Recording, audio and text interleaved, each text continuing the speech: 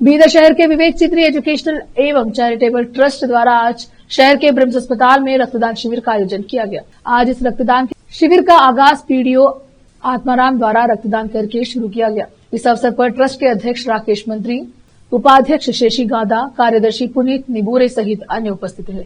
आज दिन भर में लगभग 40 से 50 लोगों ने रक्तदान किया। कैमरामैन पपुराज का कवरेज। नमस्कार, ನಾನು ಈ ವಿವೇಕ್ ಚಿದ್ರಿ ಟ್ರಸ್ಟ್ ಇಂದ ಸೆಕ್ರೆಟರಿ ಮಾತಾಡ್ತಾ ಇರೋದು। ಬೀದರಲ್ಲಿ ಸುಮಾರು ರಕ್ತ ಶಿಬಿರಗಳು ನಡೆದಿದ್ದಾವೆ। ಇದು ನಾವು ಮಾಡ್ತಿರೋಂಥದ್ದು 1ನೇ ವರ್ಷದ ಪುಣ್ಯತಿಥಿ ನಮ್ಮ ಫ್ರೆಂಡ್ದು, ಹಾಗೆ ಬರ್ತ್ಡೇ ಕೂಡ ಇವತ್ತು। ನಾವು ಇದು ಮಾಡೋದು ಯಾವುದು ಅಂತಂದರೆ ಬೃಹತ್ ರಕ್ತ ಶಿಬಿರ। ಇದುವರೆಗೂ ಬೀದರಲ್ಲಿ ಶಿಬಿರಗಳು ತುಂಬ ನಡೆದಿದ್ದಾವೆ। ಬೃಹತ್ ಶಿಬಿರ ಫಸ್ಟ್ ಟೈಮ್ ಬೀದರಲ್ಲಿ ನಡೀತಾ ಇದೆ।